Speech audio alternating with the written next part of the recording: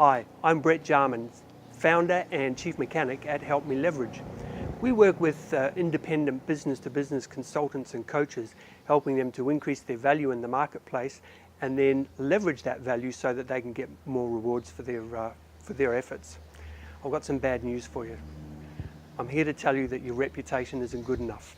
Sorry to be the one to tell you, but that's the truth. Now, that doesn't mean you have a bad reputation, so don't get me wrong, but all I'm saying is your reputation isn't good enough. And what I mean by that is, as well as reputation these days, you also need presence. There was a time not so long ago when word of mouth was enough for a consultant or a coach to get more business. But it's a totally new ball game now. It's a much more competitive field, and word of mouth has come in as well. So word of mouth just doesn't cut it anymore. So what do I mean by presence? Think of an example.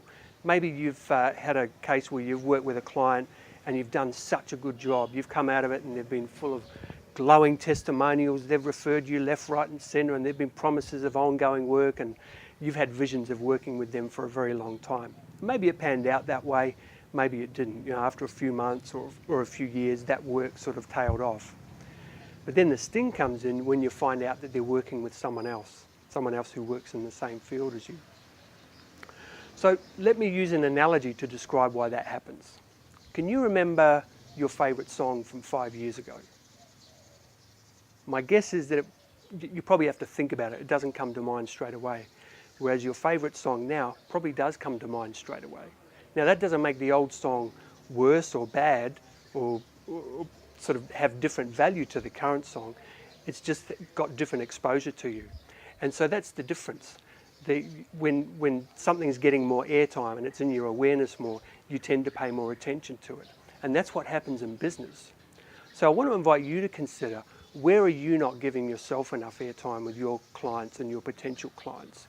What are you doing to stay on their radar on a continuous basis? Because that's what's going to make a difference to you.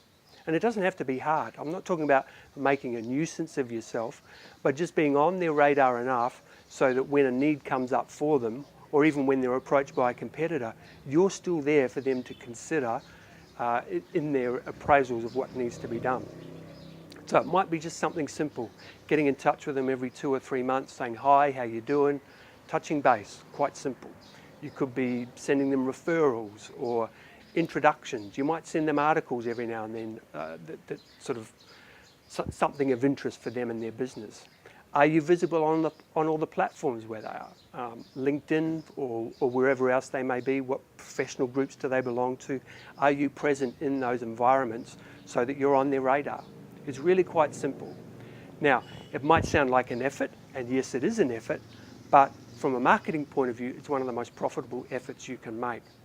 And the beauty is you can actually systematize it. In fact, there are some apps and systems out there that can sort of take all the effort out of it. So you've just got to just put in a minimal effort and let them do the work and tick it over so that you stay on their radar. So we've put together a tip sheet with our 5 favourite apps and systems that can help you get more airtime, help you be the squeaky wheel out there in the marketplace.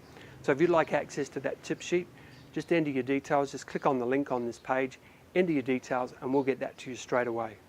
Now, I don't want you to save that to your hard drive and think, oh, that's something I'll get to later. Print it out now and make a commitment to yourself to action at least 2 of the items that are on that tip sheet. It doesn't take a lot of effort, but I promise it'll make a difference to you. So that's my tip for the day. I'll leave you to it. Have fun, and I'll catch up with you soon.